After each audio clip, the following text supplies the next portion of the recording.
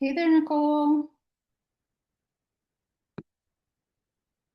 We're just waiting for everybody else to trickle on in, so we'll give them some time.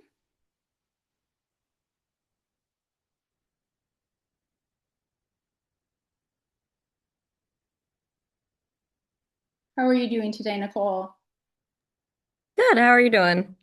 Doing good. Nice to see you again. Yeah. Nice to see you.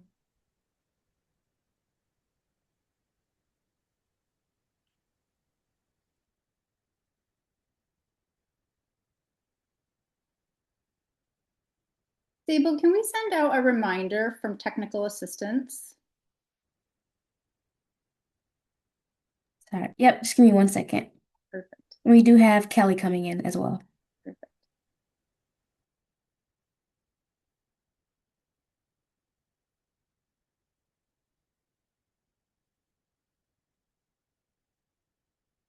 Welcome, Kelly.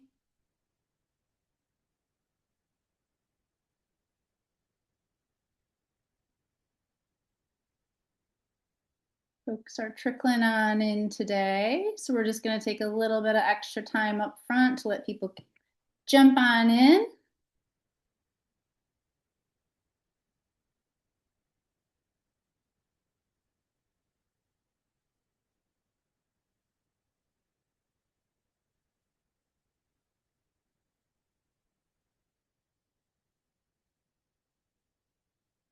Sometimes there's a Michigan Works meeting right before our meeting too, or sometimes during. So I wonder if that has something to do with it today.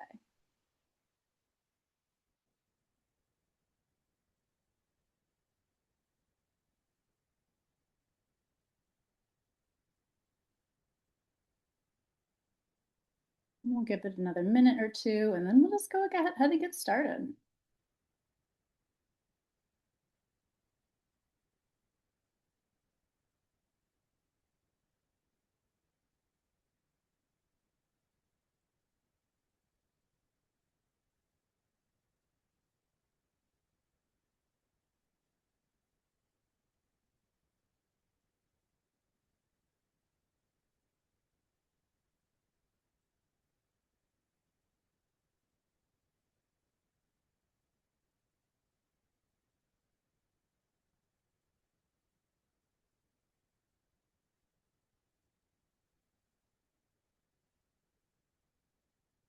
The good thing is if we have a small group, Kelly and Nicole, you're going to get a lot of one-on-one attention, and we'll be able to record this and get it out to everybody all the same, so the information is still available.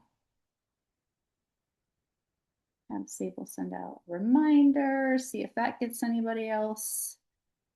Get the invitation to the top of the inbox and start in And 1 more minute. I just sent out that reminder, Nicole. Okay, perfect. Yep, I just Yeah. was checking. Thank you. Give everybody a minute to respond or so, and then we will start with our PLC. And there's Liz.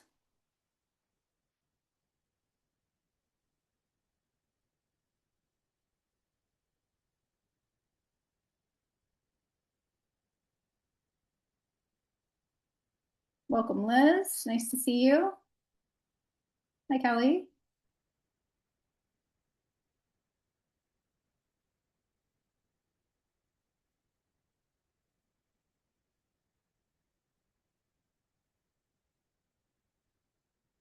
All right. Well, I think we're going to go ahead and get started with just a handful, but Sable, of course, is in the background and is going to be able to let folks pop in as they arrive.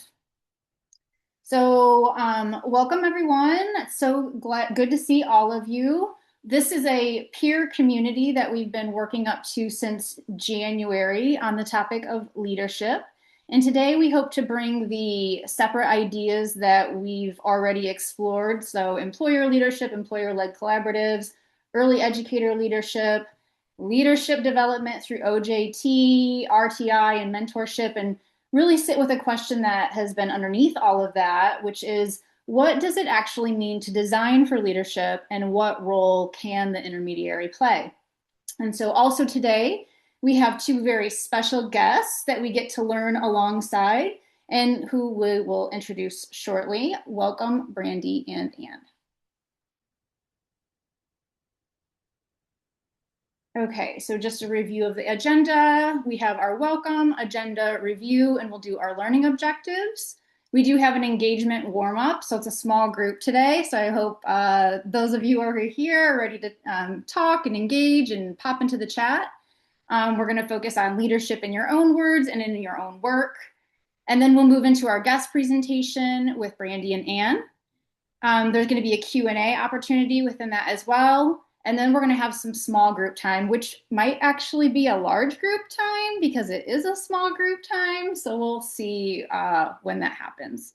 And then we're just going to move into our call to action and do some review of our next PLCs and next steps with the funding and the grant. So any questions about that agenda? Okay, we're going to go ahead and move to the learning objectives. And I will go ahead and read these here since we have such a small group today.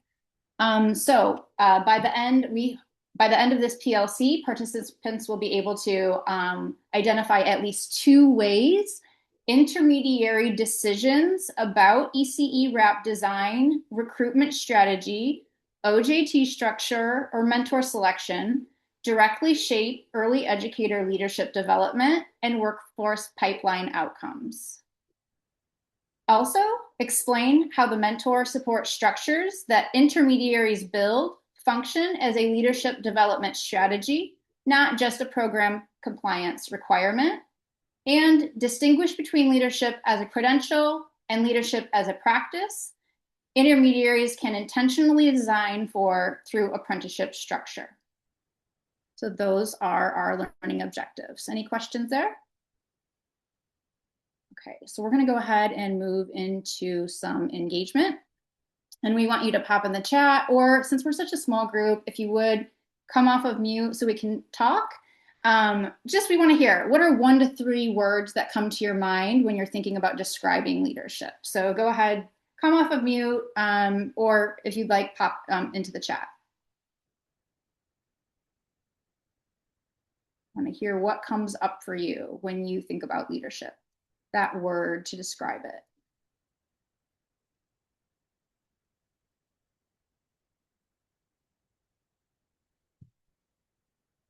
I want to hear what you have to say. Hi, Nicole. Hi, I would think empathy and understanding, I think, is really crucial in leadership. Okay, empathy, understanding, ways we show up. What else?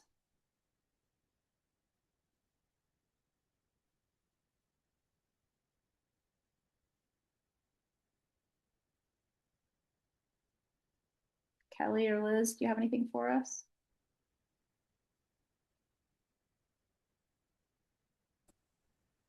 Like direction, alignment, expectations. Okay. Obviously, like the obvious things of like overseeing, providing mentorship, those types of things. Providing framework, guardrails, direction. Okay. And do we have Liz with us yet? Liz, are you online? Liz might not be with us yet.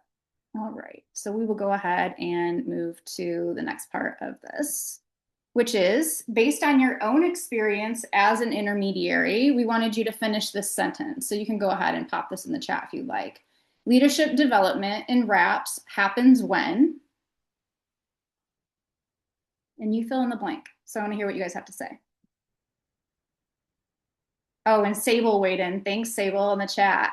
On leadership descriptors. So ability to admit flaws and mistakes. So reflection on self and self-awareness. Thank you, Sable.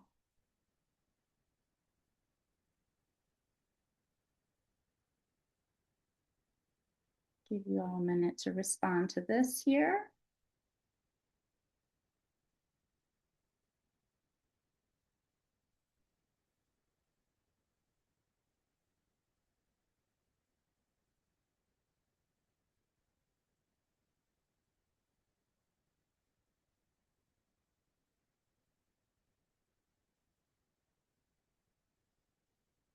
Leadership development and registered apprenticeships happens when, Kelly says, employers and mentors are committed to their staff's development, or registered apprentices are committed to their own development. Thank you, Kelly.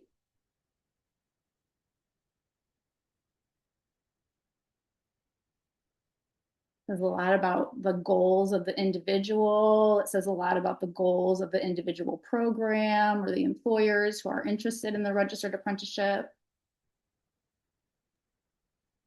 I think it really happens when mentors understand that it's more, their role is more than just teaching, like the basics and like what is predetermined for them. I think it really goes beneath that surface level when the mentors really understand the why of what they're doing. So it has more to do with just like the related technical instruction or the exact how-tos. It has something to do with what's going on underneath that. Thank you, Nicole. And Liz, if you're with us, I want to give you a chance too. But I don't know if you're on board yet or not. I'm here. I hope you can hear me. I was actually just responding to Kelly by saying I agree. We, as like the group sponsor, the intermediary, can suggest and push as much as our ability to, but it really won't work unless the employers and mentors are on board. Absolutely. Absolutely. Well, thank you for sharing. So, this is your collective knowledge. This is based on your experience for what you've been doing across Michigan. And some of you kind of described leadership as a title or a role or something. Some described it as something somebody does. And that tension isn't something to solve. It's exactly kind of where we need to start from, because how you define leadership shapes every decision about how you make your ECE wrap, from how you select mentors or the structure, how OJT is structured, and how you think about it as a pipeline. And so Anne and Brandy are here to help us sharpen that perspective. And so, like I mentioned earlier, we've spent this year talking about employer leadership, early educator leadership, and kind of all the components of RAP and how we include leadership development within that, all kind of separately. We've touched on them over the months. And today we're wanting to weave them together and look at how your role as an intermediary is what makes that connection possible. And so Anne and Brandy have the research and the practice experience to help us do that. And as they present, I want you to notice where your program shows up in what they share. And so we will get a chance to reflect on what is shared with a Q&A, and then following their presentation in small groups as well to wrap up our time together. All right, so I'm going to go to the next slide here. And so now it's my pleasure to introduce our guest today, Brandy Jones Lawrence, who brings 25 years of experience as a state and national leader in the ECE policy and systems change. Most recently, Brandy directed the National ECE Workforce Center's Research to Practice Technical Assistance Strategy across 18 states, focused on improving career pathways, compensation, which I know is a huge topic for us, and working conditions for the ECE workforce. Welcome, Brandy. And then joining her is Anne Douglas, a professor at UMass Boston and founding executive director of the Early Education Leaders Institute, where she designs and studies leadership development, quality improvement, and equity in early childhood education. She's a leading national expert in the field, author of Leading for Change in Early Care and Education, and a core partner in the National ECE Workforce Center. Anne has spent decades cultivating leadership from within the ECE workforce, which makes her the perfect fit for today's conversation. And you may recognize these snapshots of these briefs that I have here to the side, because these are resources that we were using all the way back in January and threading all along until this point. And you'll notice this is part of the work they're doing. So it's nice to be able to kind of like tie a bow on this conversation as we wrap up this funding cycle with experts here who have been kind of guiding our conversation all along without even knowing it. And so we're happy to have them here with us today. So with that, I'm going to go ahead and turn it over to Brandy, and Anne, and I'm going to stop sharing so that they may share.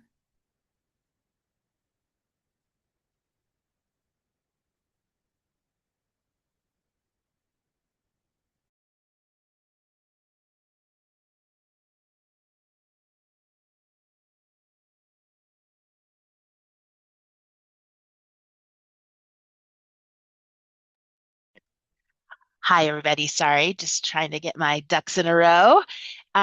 You can see the slides. Is that everybody can see the slides? Okay, great. All right. Well, thank you for allowing myself and Anne to be here today. And I've already been introduced, so I'll just hop right in. So we're here to talk a little bit with you all about driving systems change in early care and education workforce via the early educator engagement and and leadership, sorry. And I guess what I want to start by saying is mainly what I'm going to say is a little bit of a refresher about what is in our brief. What I do really want to say at the front end is that I recognize that this is a systems change framework and a systems change brief. And I recognize that much of what you're doing is on the program level or multi-program level. But what I want to say at the outset is that I still think there are lessons to be learned from how we develop leaders, educator leaders in when the goal is systems change, because I view it mainly as a sort of uh, a radiant a radiation out. When you drop a pebble into the water and you get the ripples, it's a ripple effect, right? What you're doing at the program level serves as models, serves as behaviors and practices that then go and get shared across programs, and then programs in regions and regions in in states and so on and so forth. So it goes both ways. I think both from a top-down systems change, how can we set up systems to better support educator development, all the way down to programs, apprenticeship programs, showing us how that looks and breathes and feels on the ground level to help us make lessons, learn lessons, and make policies and systems infrastructure around those best practices. So that being said, we've already gone over the learning objectives. Much of this will be covered a lot by Anne's experience and expertise later in this discussion. But like I said, I think that there's some nuggets to take from the systems change brief that that you clearly have had some experience with over the last several months. So what we hope to do is try to get a little bit provide some clarity and shared clarity around what is leadership as a practice. It's not just a title, obviously, it's not just a credential, but how does it look, feel, and breathe in on the day-to-day? And for all levels, all folks in an early care and education program or ecosystem. What does early educator leadership development look like in workforce pipeline development, recruitment, and retention? And how can registered apprenticeship programs be part of the ecosystem for developing the leadership we need? So those are what we hope to cover in the time we have together. And I think this Thanks, is Brandy. Yeah. Yeah. So we'll start by kind of building off what you all did in the opening activity of thinking about what do we mean when we use the word leadership? What does it mean to us? What do we think of? And we often think of leadership as a job title or a set of administrative roles. And when we're talking here today, we're thinking of leadership that certainly includes that, but it's also more broad than that. And so this slide kind of offers a definition of leadership as more inclusive, leadership as something that anyone can engage in, leadership as a process. Reflected in the quote, leadership is not just a job title, it's a highly relational process of influencing change and improvement. and our field must develop an infrastructure that supports it.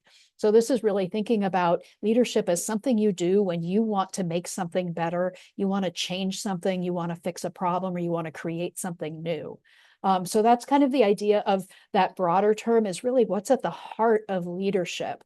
And in early care and education, there is, more so than most other professional fields, there is almost no infrastructure for leadership. And that leadership that would grow, support, and sustain our field, and an infrastructure for leaders that would grow, support, and sustain leaders in leadership. So there are so many opportunities to build leadership development into our workforce development systems and structures to kind of address the fact that this is something that really isn't a part of our field yet. And it's something that people don't have access to, which makes it that much more important. And without that kind of strong leadership at all levels, this field isn't going to advance. Next slide. So the last slide featured my book on leadership. In my book, I talk about this shift from viewing early educators as the objects of change to the agents of change. And that's because too often early educators have been seen in early childhood systems as the objects of change, somebody that needs to be changed, somebody that needs to be doing something different than they're currently doing. And it's often kind of pushed from the outside.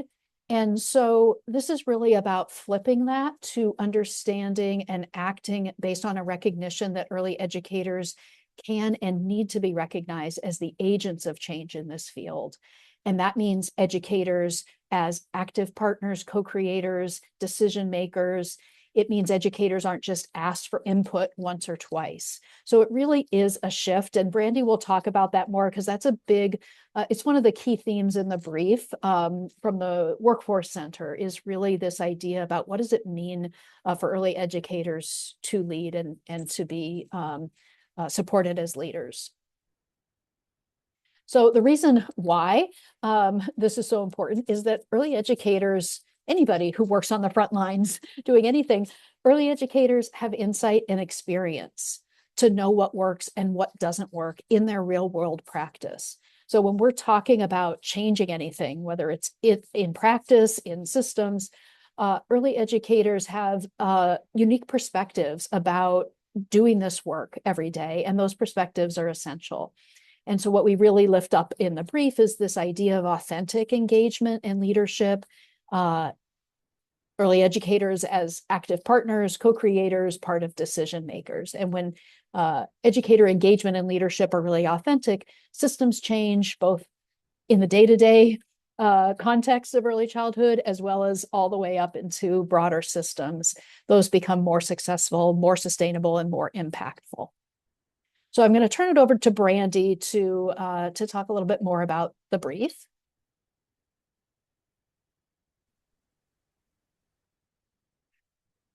Okay, so I said oops, wrong screen. Sorry, guys, I'm doing the whole show here myself. Okay, so as I mentioned, the National Early Care and Education Workforce Center published this brief that you all are familiar with, highlighting best practices and driving systems change via early care and education workforce and educator engagement. And as I mentioned, while most of the presentation today will lean into the work that how to build out leadership pathways and strategies in your apprenticeship programs at the program level, opportunities we wanted to take this opportunity to take a quick minute to refresh everyone's thinking on what educator leadership is and means to systems change, more upstreams level reforms. Because like I mentioned, if you think about it, a network of apprenticeship programs you all administer are in some ways creating system models. So the three key drivers, and this goes back to our overall change framework document, which investigates lots of different drivers as they relate to compensation, working conditions, and career pathways. But for engaging educators in systems change, these are the three core drivers that we have found through research and practice to be the most important sort of necessary conditions for sustainable and robust systems. So, active engagement of educators in core elements of any change process that affects them. That means this idea of this authentic engagement being baked into the design of how we do our change, not an afterthought about, oh, we've made this change, how do you feel about it? Or we're thinking of making this change. Ensuring that information and processes for change initiatives is accessible and available to the early educator workforce in order to enable them to really clearly show up, be present, and really engage with the work at hand without complications from other things like needing childcare, needing to be paid for their time, so on and so forth. I'll get into that in a little more detail in a minute. And then thirdly, which we want to address the quality and the authenticity of that engagement. So back again to some of the things that Anne has mentioned, educators are not just, we want to make sure that educators, there's pathways, there's infrastructure in place for educators to be represented, not in a tokenistic way, but but have substantial and equal and valued input into all of the discussions that take place that impact them and are at the table of decision making and have the power to shape the work. So unpacking the first condition in a quick and dirty way is, we want to ensure that the authentic engagement of and leadership of early care and education workforce and the educators that compile it lead with a deeper investment in their jobs. And we find that this authentic engagement approach, sorry, lost my place there, can lead to educators having a deeper engagement in their jobs and in their fields of work if we design input processes and inclusion processes and engagement processes around them from the jump. And I know that that's a major interest of this group is how do we retain and recruit? Well, one of those ways is by offering authentic opportunities that are baked into your program scope and sequence and design for their authentic engagement and input. This means, what do I mean by that? This means elevating educator knowledge is equal to research and administrative expertise, right? This is the common theme amongst our field is that lived experience, closest to impact, closest to service expertise and knowledge is critical in order for us to get it right in policy and infrastructure. We want to engage educators and leaders as collaborative and in collaborative vision setting processes. So again, not just after we've baked up the plan, but in the beginning where we're coming up with where we're going and how we're going to get there, having those folks at the table right away. And you can think about this, sort of bring it down to when you're thinking about how you craft and design your apprenticeship, having educator input right there at the table in that visioning process is one way that you can make that happen at the levels that you're engaging in the system. Ensure educator representation across a variety of roles, sectors, and regions. So not just talking to directors, but to the assistant teacher, to the aides, and everyone else along the way who supports those children in the settings that they're in. And then finally, identifying existing educator-led initiatives to guide future work. We don't have to continue to keep trying to figure out how to reinvent the wheel, and making those connections in your communities and resources for ways to have additive, supplemental, and added and supplemental resourcing to your apprenticeship programs, to your system by family child care networks, by other types of pre-existing programs in your communities that support educators and are doing well and have some of the right answers to to make that work effectively. We obviously want to borrow and partner with. Borrow from and partner with. That's what I meant to say.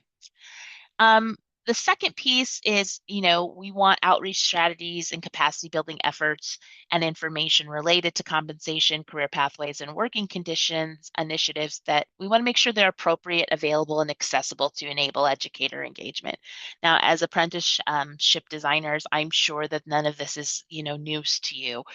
We want to, remove those barriers, having accessible sessions, fair compensation, and practical supports for having our educators be able to participate in professional development,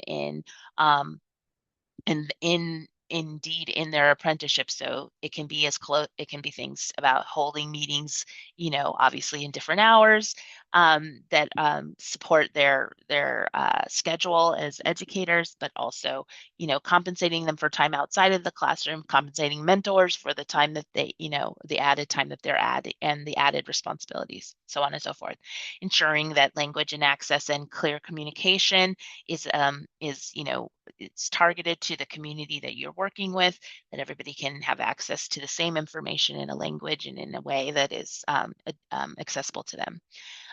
Investing in educator leadership development. Now, this is something that I believe strongly in, is that it can't be an afterthought. It has to be something that you design into your systems, your systems change efforts and your apprenticeship programs from the jump. It can't just be, okay, now that you've graduated, now go get some leadership PD.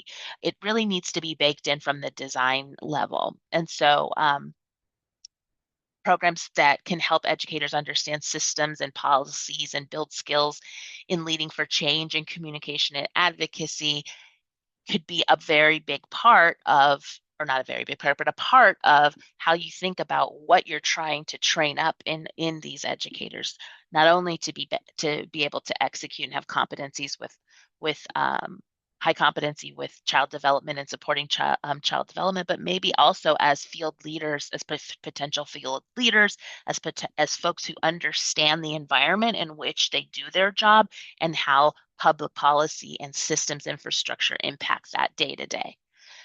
Building strong partnerships for outreach and inclusion, and creating cohorts, mentoring networks, and peer communities.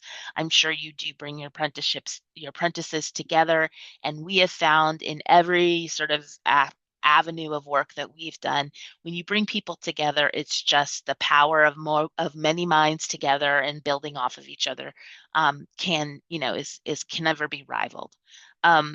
And then, offer various modes of contribution to support diverse strengths. Not everybody is going to write a 3-page paper, sometimes, and not everybody's going to do a PowerPoint. And there's that mixed bag of competencies and opportunities to lean into different ways of communicating knowledge and sharing information, storytelling, visuals, all of that kind of stuff.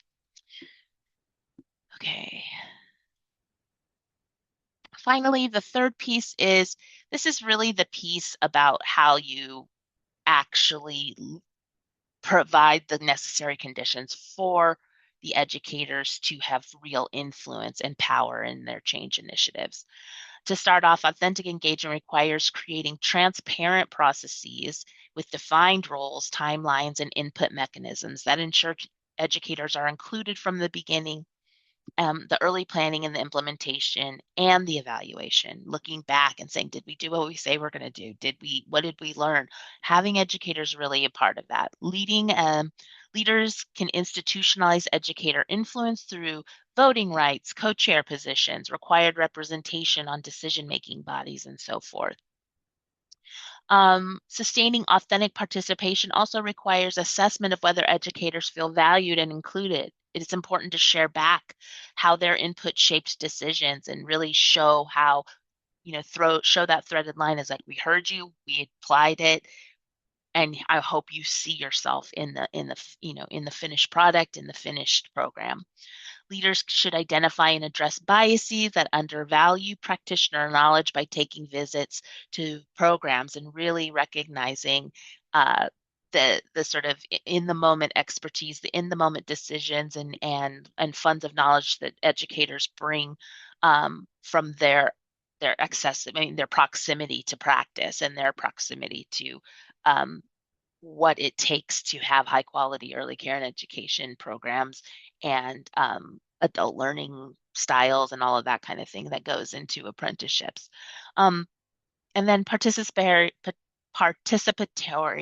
decision-making methods like consensus building and appreciative inquiry. Really, appreciative inquiry, I think, is one of the biggest pieces that I have seen really transform educators into feeling less like tokens and more like I have something you need to understand and want to understand. So because you're asking me, really good questions. And then, always, always, always honor and recognize and acknowledge educators' participation. So much of what they do and contributions, so much of what they do goes unseen. So now I'm going to head it over to Anne, who's going to really bring this home for you at the design program level that you are at. And take it away, Anne. Thanks, Brandy. You can go to the next slide. So Sure. what we're going to do now is share a few examples about from leadership development programs about how they can be part of ECE workforce development systems, such as registered apprenticeship programs, as well as other kinds of professional development systems, and do that as a way to kind of spark our collective thinking and bring together a lot of the things that sounds like you all have been talking about and what Brandy just talked about. So really to spark our collective thinking about what this can look like, specifically in the kinds of programs that you run. So I'm going to share about 2 leadership development programs that we run here at Early Education Leaders. And I'll talk about kind of the purpose of each of those programs, what people learn in the programs, how they're structured, and then how they've been used in workforce development systems, and what are a few key insights about from that experience. Next slide. So the first program is called Leading for Change in Early Care and Education. It's a 40-hour leadership development program. Next slide. It uses a research-based curriculum that we developed here over a number of years. It's been widely used. There's over 1,000 early educator graduates already of this program from across the country, a lot in Massachusetts, where we're based, also California, Maryland, New York, Pennsylvania, Hawaii. We deliver this program in 4 languages with cohorts of racially and linguistically diverse early educators, both established and emerging leaders, thinking a lot about that broad and inclusive language of who leaders can be. And it's been delivered through various kinds of professional development systems, as well as university-based graduate and undergraduate programs. So it's been developed and delivered in a range of kinds of ECE workforce development programs. And as part of that, we support state and community partners to think about how best to build this into their professional and leadership development systems and infrastructure. So in Massachusetts, for example, this leadership program was built into the state's professional development system, which made it free and available to early educators from across the state in 4 languages, and as a foundational course in leadership. Next slide. So this course, just real briefly, it has 3 main components. So like, what's the curriculum? What's the focus and purpose of it? It does 3 things. It cultivates leadership mindset. So it helps early educator participants to come to see themselves as a leader, which is, it turns out, one thing we've learned is that it is really the single most important and impactful component that we found when it comes to people using and applying leadership skills. Very often, early educators don't think of themselves as leaders and they don't identify as leaders. And when that happens, people don't use leadership skills. Even if they go to leadership training, they don't think they're the people who would use those skills, and they don't see themselves applying those. And so without this piece, we have not seen leadership development being effective. And so it ended up being a really central component of a lot of the leadership we do, as this is the transformative piece. And then we focus on increasing knowledge about how to make change and innovate. So this is really about change management. How do you actually lead to make something better or different? And then the last is equipping participants to develop concrete solutions focused on improving quality in early childhood programs. And quality can be everything from staff retention, like quality outcomes for staff, attracting and retaining quality staff, program quality kinds of indicators around curriculum and teaching practices, or family engagement. So this is not a management course. It's about leading and being a change agent. So educators learn how to design and implement innovative solutions to challenges they face in their practice. And they build a peer network that sustains their leadership because they're part of a cohort learning experience. Next slide. So this is a second course. There's some similarities between kind of just the structural pieces. This is another leadership development course that I'll also briefly talk about. It's called Equal, but it essentially is focused on instructional leadership and how leaders improve the quality of teaching and learning. This course has been used as part of a state professional development system and has been part of an apprenticeship program. In this course, participants learn how to identify essential components of program quality, to assess the quality that's in their own programs and identify areas for strength and growth. They test strategies that promote quality teaching and learning and reflect on their experience using those strategies. So they're testing ways to make change and finding out what works and what doesn't work. And when they're in this course, leaders are working with others in their program, so leaders and teachers together, to build routines that enable educators to embed continuous quality improvement in their work. So it's really building leadership, instructional leadership at all levels throughout programs. Next slide. We know that leadership is a major influence on program quality, classroom quality, teaching and learning quality, and it's an influence on recruitment and retention of staff and staff well-being. So leadership matters for a lot of reasons. Leaders influence program quality by supporting and enabling teachers' influence on the curriculum. So enabling teachers to be the leaders in implementing their curriculum, promoting a learning environment where teachers, children, and families feel safe and respected. And they lead by directly influencing the kind of coherence and alignment of the core educational aspects of programs. And they do that by professional development, curriculum design, and instruction. So there's lots of ways that instructional leadership improves the conditions and outcomes at different levels that make a real difference in what happens in early childhood programs. Like the Leading for Change course, the learning here is practice-based and it's applied. A central component of this course on instructional leadership is called the Early Education Quality Improvement Project, EQIP, and teams of leaders and teachers work together to identify opportunities for change. They make a plan for improvement. They put their plan into action. Leaders set aside time for teaching teams to work together doing this, to participate in collaborative feedback with one another, reflection, and really have a concrete strategy for improving quality. So that just gives us a sense of what these two different courses are like. So some insights from using these, designing, delivering these widely, and then learning from kind of different system level contexts that we've implemented these in. So we've partnered with an apprenticeship program that offered an emerging leaders track and embedded the courses in that program. We've also, as I said, made these courses available through in Massachusetts through the state's professional development system. And now the state is building a new credentialing system that's an alternative pathway to the higher ed pathway. And these leadership courses are forming a new leadership credential in that credential system. Building and aligning leadership development to these kinds of systems makes them sustainable. It ensures that educators are getting credentials or credits that they can use to advance their practice and also their formal credentials, which is important. So just thinking about the importance of how leadership development counts towards something. So part of which is, you're in the business of a workforce development pathway.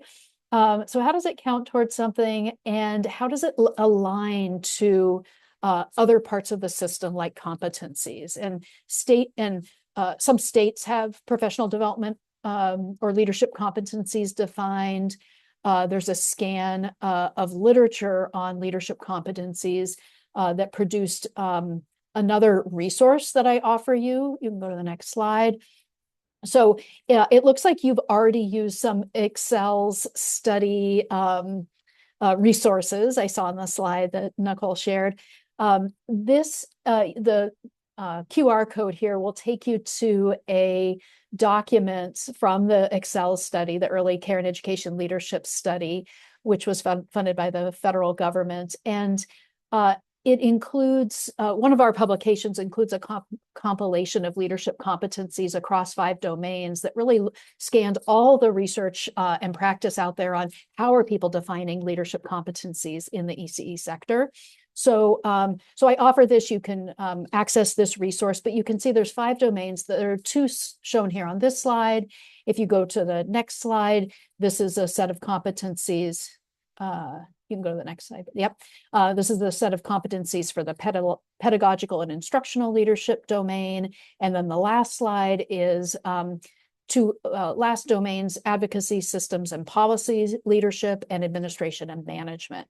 So I offer these because if you're thinking about competencies, this is a resource that just kind of looked across a lot of what's out there currently existing. And so it creates an opportunity to think about how to align, or what are the possible things we might want to focus on when we're doing leadership development work with different audiences or different populations. So that's a resource. Other key insights that we've learned from designing and delivering leadership development in workforce systems. So including training and leadership development at all levels. So educators and administrators can both be audiences who are interested in contributing to, shaping, and participating in leadership pathways. And again, there aren't very many of these. So it's really an opportunity to start building out this kind of infrastructure at all levels and building leadership at all levels in our field. Second insight is about designing with educator input. So Brandy talked a lot about that. I won't go into all the reasons why or all the possible ways to do it, but really thinking about how can educators inform the design and provide input about the design and their experience. Using data. So part of that is about the data. What are ways to learn from and continually improve the way we're doing leadership development? And then the last one is about mentors and coaches. So I'll go to the next slide. One of the things that we learned in our pilot with an apprenticeship program here in that Emerging Leaders program was that in that program, the mentors who were working with the apprentices worked for the apprenticeship for the intermediary, so not for us. We came in and delivered content. And the mentors worked with the intermediary, and they were mentors across all the content in this program. And so what we found was that for some of the content, particularly the leadership development content part, is that the mentors didn't really have familiarity or expertise with some of that content or these competencies, particularly with the instructional leadership course that I talked about, EQUIL. And it made it hard for them to really support apprentices' application of knowledge and practice. And sometimes they discouraged the practices that were a part of what we were teaching, or they inadvertently created barriers to it. So I'm sharing this as just one of the ways that we use data to learn in this partnership we had, was that we needed to focus more on strengthening coherence and alignment with all the people involved in delivering this around what are the competencies, what are the learning objectives that we're trying to focus on, how do we build the competency of the mentors to be working in support and in alignment with building apprentices' skills in that area. And so kind of what is that, what can that leadership development look like for mentors? So that was one insight to share from that. So, and I think now we're moving, I think I'm kicking it back to you, Brandy, but we're kind of moving into a Q&A time now. So we'll pause, and Brandy, I don't know if you want to. Yeah, so I think I don't know, Nicole, how we want to handle this. We have a small group, so we might just want to stay put in this setting. But, obviously we've shared a lot of information about ways to engage educators, the importance of designing with educators in mind for input and shaping the structure of your apprenticeship program. So wondering if we can just kind of open up the floor to those here on the call about how RAP intermediaries like yourselves can be part of the ecosystem for developing leadership we need in the ECE. Again, this is that ripple effect. What's your part to play as apprenticeship designers and implementers in this idea of leadership development, both structurally and programmatically within your own program approaches? What's popping up for you?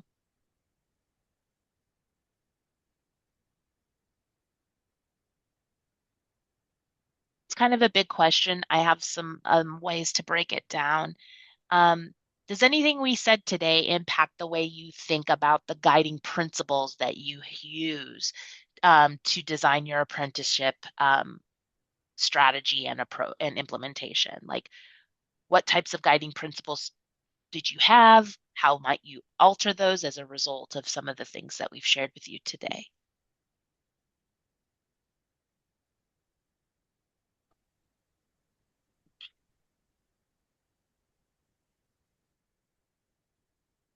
So I guess the concern that I would raise, and I don't know if there's a way to overcome this, but so we already have our reps, so they're already registered. We have all the things in place for what people need to do in order to obtain and meet the qualifications for completing their apprenticeship. And so I worry about just adding an additional component that is not really part of what is registered in our apprenticeship to the requirements for the apprenticeship. I don't know if anybody else thinks that would be a difficult ask or not.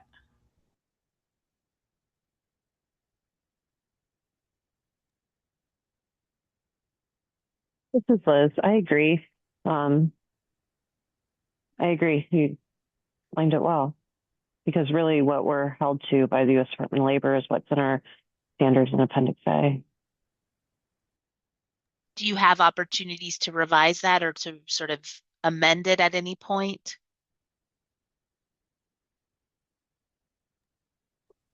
We can.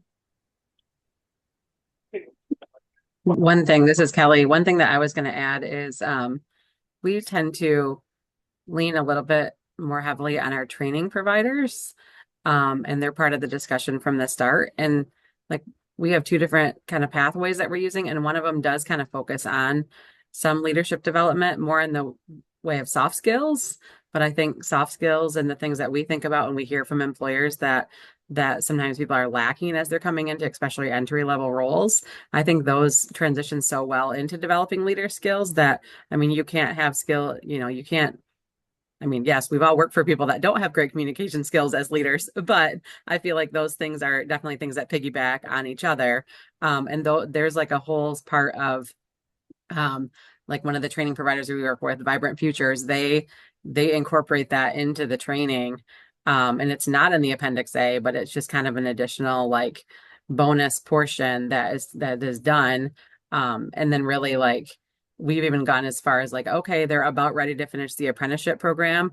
How can we get them into, some workshops for resume writing, interview prepping, things like that? So like, I don't know if that's along the same lines, but that's kind of what we've done with the training provider is either if they don't offer that, like how can we as Michigan Works, like, provide that in some sort of a wraparound service? which Yeah, I think Kelly. is probably similar for you, Liz, in the same sense.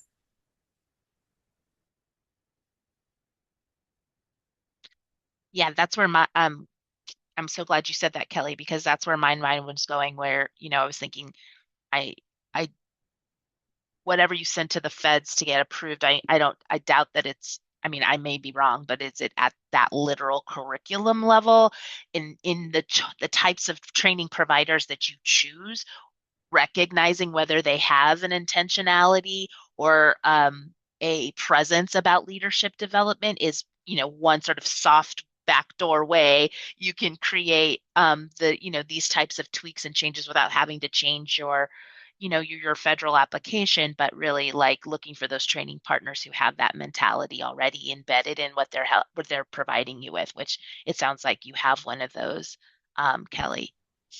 Yeah, and I think the Department of Labor, to like Liz and Beth's point, it's like we want to make sure that we're realistically, they're making sure you're checking the box that you have the minimum number of hours of related training. And I don't know that they're going down and, with a fine tooth comb to see what exactly they're being trained on, just more of checking those boxes to make sure that those things, but I'm sure they would agree with us that, yeah, like incorporating leadership or soft skills or things like that would be great. But like that can't always count towards the 144 hours that's required for a 1 year program. It's usually going to be in addition to that would be added. So like really it's our partnerships with the businesses or with the training providers to like show them that this is important to add, because if you're someone that just wants to check the box and do the 144 hours, you may not incorporate that with your program if you're trying to do just what's required. It might not be part of it. Yeah, something that was coming up for me from what you asked, Beth, was also that I would imagine your ECE wraps will evolve over time, right? And so maybe even if like this version of the standards that you put forward, as you continue to like bring your employers in and needs change, that maybe your standards would change too. And then that would be an opportunity to, input other things that you've learned along the way.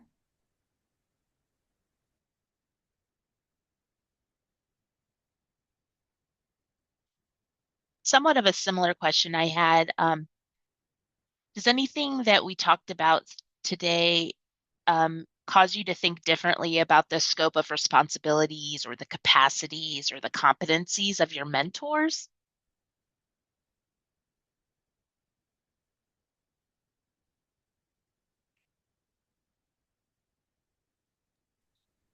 This is Kelly again. I think we always talk about getting better training for the mentors, because the mentors, they know their job, but they don't necessarily know what an apprenticeship always is and how that differs from like, oh, we hired somebody new. You're gonna shadow this person's gonna shadow you for 6 weeks to kind of learn the roles of the job, and hopefully you tell them the right way to do things. It's like there's definitely like more to it than just you're onboarding a person for a month and a half or something, and then they're off on their own. So that's the part that I think the training piece is like so crucial in identifying what's the difference between that and an apprenticeship that's going to be more long term.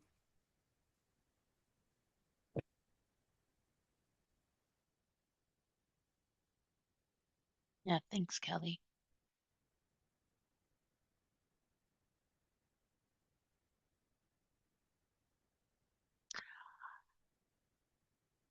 All right. Well, you know where to find Anne, hopefully. Anne can maybe put it in the chat, her email address, because a lot of what her program, a lot of, I think that is the most readily accessible to plug and play for you all, comes out of her work that she just shared. So, and unfortunately, the center will only exist for a few more weeks on our side. So please, if you think of things or want to track down, some of the resources that you've seen today, please feel free to contact Anne at her email address. And we really appreciate the chance to talk to you all in Michigan who are, sort of on that cutting edge of really, scaling up apprenticeship programs in the Midwest. I'm here in Chicago area, so I'm with you. And I'm very proud to be your neighbor and all of the work that ECIC is doing. Thanks for having us. Yeah, thank you, Brandy and Anne. We really appreciate it. And I got some background information that there is another Michigan Works Association meeting happening. And so that's for the low attendance. But we are recording this and we will work with the Innovation Fund team to think about how we make sure we disseminate this out to the folks that aren't here because I know it's valuable. And I know as we continue to grow the RAPs and you guys go off on your own and explore all these partnerships you're working on with community colleges and things like that. These are going to be topics that come up, and this will be a resource that you're able to come back to, time and time again, and you have Anne's contact information so you can establish a relationship there. So thank you both so much. We really appreciate your time with us. Absolutely. Thank you So for the we'll go work that ahead you and do. exit now. All right. Enjoy the rest of your meeting. Thank you. Yeah, see Thank ya. you. Yes, and Liz is coming from Mackinac Island Oh, I wish I was with you, Liz. Oh, during Memorial Day weekend. That's right. oh, I love it. I'm trying to get out of here. I'm sorry, I can't find. It's very cold, so Oh, I'm really not bragging. It's freezing. oh my God. I'm All sorry. I'm trying right. to get out of here. There we go. Okay. Bye, everybody. Bye. All right, and I'll get my slides going here. And so thank you all for being with us today, despite all of these other things going on. And it also feels a little bit busy as we start to wind down this funding cycle too. I was looking at the due dates and the timelines and feeling my heart race a little bit. So we'll spend a little bit of time talking about that today, but I think we'll be good. We're a small group today, but I do think there is value in small group conversation. So I think we will go ahead and still split off into small groups. We reflected on the question that Brandy posed. The early childhood sector has an opportunity to build a leadership development ecosystem, which doesn't exist yet. And that's, I think, part of the problem with some of the things that you're seeing challenges wise, as far as like employer capacity, turnover, ability to engage people and wanting to do the apprenticeship. A lot of it has to do with a lack of that ecosystem. So kind of reflecting on what you can do from your position in order to help create that is the gist of what we were thinking about today. But since we've already talked about that specifically, I want to move us into small groups, maybe like 10 minutes or so, just to focus on this second question. What resources, relationships, or structures do you already have? That could more intentionally support early educator leadership development? So just think about what's coming up and what can we just move a little to more intentionally support this work that we know ultimately contributes to employer engagement, employer capacity, and sustainability. So with that, Sable, why don't we go ahead and move you into two little baby small groups? And I'll let y'all spend about 10 minutes or so together before we come back and talk, okay? Okay. See y'all in a bit. Welcome back, everybody, from the tiniest, smallest little small group. That's okay. It was the smallest small group. It's still okay. All right, so we hope, one of the things that you all have been asking for is opportunities to hear from, national experts or people who have expertise in certain content areas, guest experts and presenters, and as well as having time to be able to meet and have conversation together. And so hopefully you've been able to get both of those things today. And so, moving out of our teeny tiny small groups into our larger small group, we just want to take a little bit of time to debrief and hear what you had to talk about. And so I'm going to exit out of screen share for a minute if I can. Hold on. There we go. And I'm going to go back to this slide. So I can do some live notes and just make sure that we're capturing what you had to talk about. So Yeah, we want to know kind of based on what you heard today and the reflections that you've already had, what resources, relationships, or structures do you already kind of have in place that you could be more intentional about supporting early educator development with. And so, feel free to come off of mute and just share some of the things that came up in your conversation in your small group. Beth and I talked about the connections with our training providers because we kind of feel like that's where a lot of the leadership stuff comes, or the, kind of the extras outside of just what's needed for the curriculum. But with the caveat that a lot of times we're just choosing the training providers that works the best for the employers. So if they tell us we already use this online training or we already do this, as long as we can get it approved by the DOL, we're kind of just going with what is going to be a little bit of easy button for the business. And hoping, right, that they take the time to talk through, Yeah. one of the things that we kind of talked about at the end is you think about when your kids have those annoying days off school and their teachers have professional development or in service or whatever that looks like you're kind of hopeful that those are the types of things that take place in a childcare setting. If there's a mandatory day off or they can't take your kids that day, is that the stuff where they're relaying it back to, these are why we do the things that we do, and this is related to the leadership or to the components like that. But it's hard to know what takes place because we're not really, as the apprenticeship creators, we don't really have to, for us in our job, we don't have to check that box. Not saying we don't care, but it's also you can't, require anybody to do anything additional from what's already available. Yeah, absolutely. And I mean, you're just launching programs. I mean, ECE wraps are brand new in the scheme of systems change and, creating new programs and things like that. And so it's going to take time and, yeah, you want to work towards low hanging fruit. And sometimes that means just going with what they already have in place. But I think some of what Anne and Brandy talked about too is that creating an environment for or creating containers for leadership development to occur can happen in a lot of different ways. And so if your connection with the training provider isn't, a smooth pathway for you or doesn't seem like a low hanging fruit for you is going to be something you want to work towards, then, you just keep that in mind and work on your relationship development. And maybe that's something that you expand out into.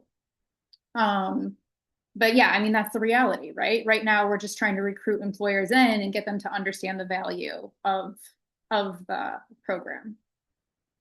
All right. So what else came up?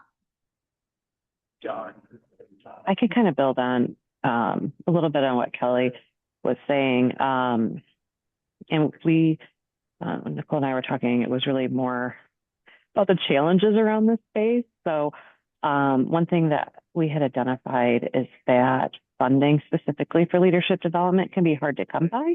We all are working in the Going Pro Talent Fund space in various capacities. Me, probably the least amount, maybe next to Beth, because Beth is a part of the Michigan Works Agency.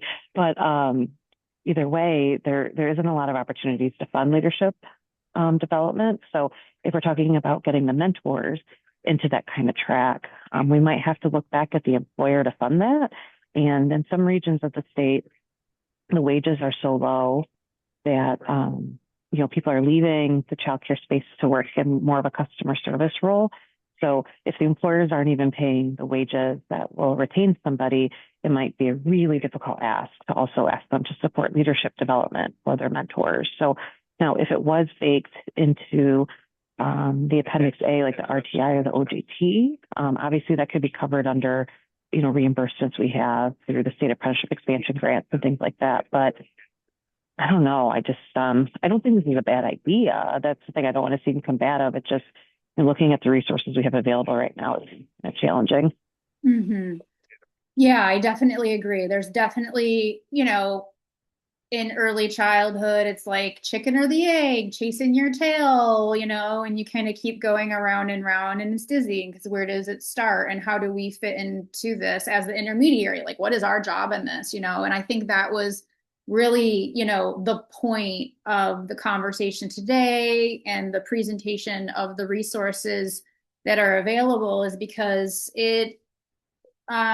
leadership development is important because pathway for it doesn't exist. And a lot of the challenges that you experience with employer capacity and sustainability for even launching a wrap or whatever, any version of that, the wage piece, anything, can be improved with leadership development infrastructure. And so it's like, well, okay, if we know this ultimately can help us in doing our job and implementing the wrap and expanding it, like, well, what are our contributions to it? And I think some of the things that Anne pointed out were really helpful. So like one example is that like the engagement of the apprentices in like providing input and governance and not just like, a post PLC survey, for example,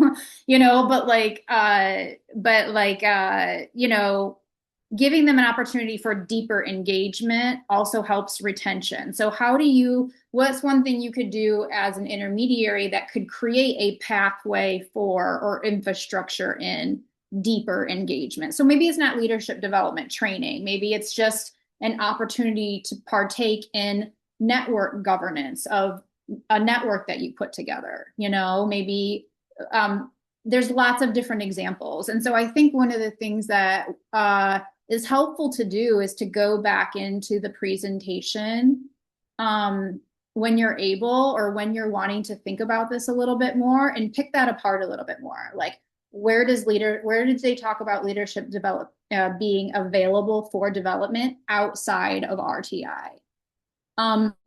Certainly, we talked about it with mentors and how, a lot of times they might know how to do their job, but it doesn't mean they know how to train somebody on how to do their job. And so what type of mentoring is available to them for that? So what else came up? Nicole, did you have anything you wanted to add, or Beth?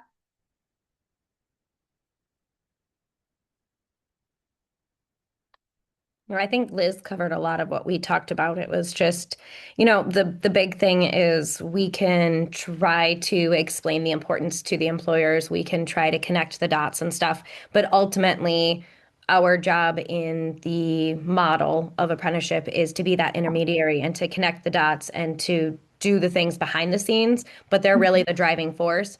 So I think the only other thing that we can do is just to keep having those meaningful conversations with the employers and try to explain it. But at that point, it's then literally in their hands because they're the ones that say, nope, I don't want that on my plan. Nope, I don't want that included. That's already something we do. And then that's kind of where it stops because we can try to facilitate cohorts and just different things.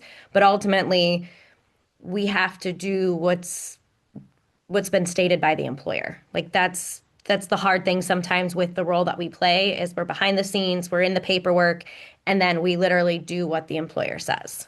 And then on the compliance side, of course. But I think that's where it's a little bit hard because even if it's something we think would be beneficial in the space, we can't force their hand at it. It's got to be something that they want to invest in and put onto the plan.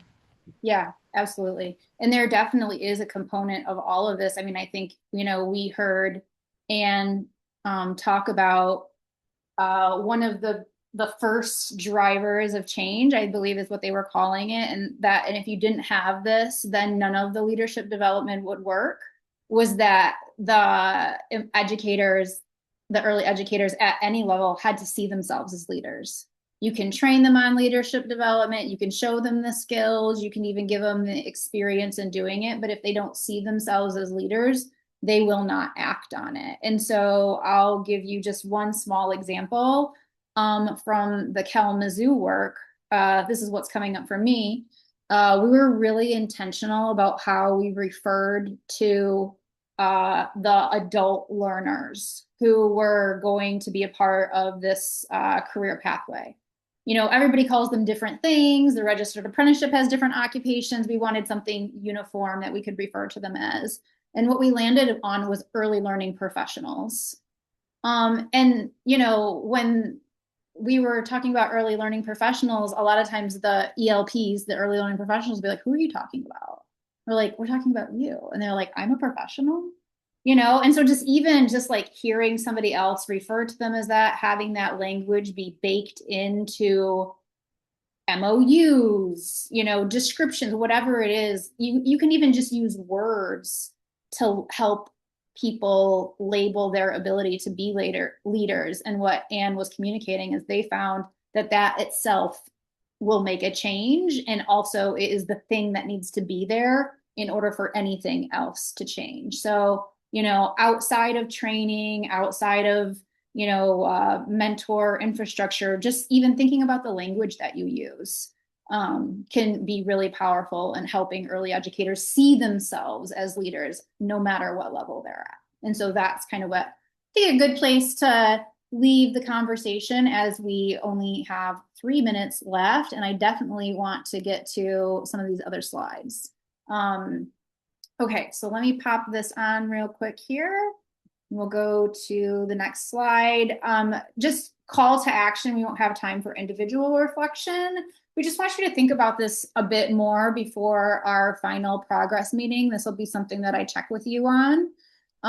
Like what element are you looking at? What component, based on the conversation that we had, might you be able to do a small shift on to make leadership a dimension that's more visible? Even if it's something as small as like word choices. So that's something that I will follow up with you on in our progress meetings. Just want to do an overview of what is left. And so June, we're going to have another guest expert. We'll be definitely focusing on CDA changes, but we're still massaging that a little bit because I think there might be a couple other topics that we want to touch on, but I will get back to you on that.